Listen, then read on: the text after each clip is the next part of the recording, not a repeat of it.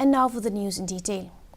The Election Commission of India in a press conference yesterday announced the Meghalaya will go to polls on February 27th and the counting of votes will be on March 2nd.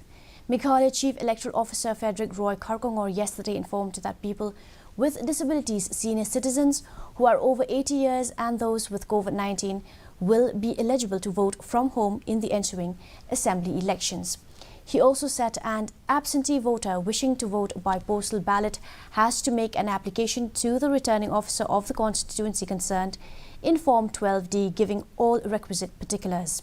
He also informed in this election that there will be a special focus on rights of the people with disabilities, whereby in addition to wheelchairs and ramps as well as poll volunteers, there will be efforts to ensure that there will be accessible elections for them always. He further informed that there are 34 expenditure-sensitive constituencies scattered all over the state, and these constituencies will be closely monitored, not just by the expenditure monitoring team, but also by the police.